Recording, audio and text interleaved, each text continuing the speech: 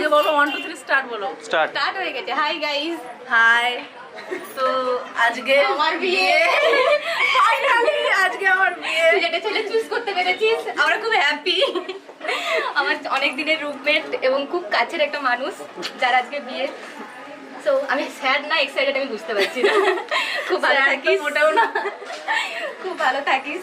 এই হ্যাবলাকান্ত বন্ধুগুলোকে এনে আমি খুবই দুঃখিত যে এদেরকে আনা হয়েছে, কারণ এদের মুখে কোনো বলার কোনো এক্সাইটমেন্ট নেই। একমাত্র এই হ্যাবলাকান্ত বন্ধু বলে মালদা থেকে এসেছিল ওর বিয়ের জন্য, শুধুমাত্র ওর জন্য।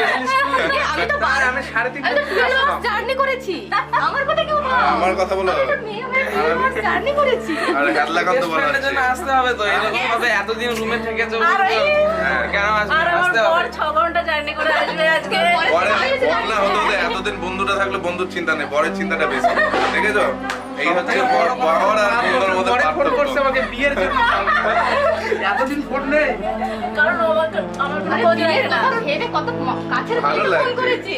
এই যে হাসিটা, এই যে বিয়েটা হয়ে গেলে সিঁদুর পড়ে গেলে সব শেষ। এখন যা আসার দেশে না।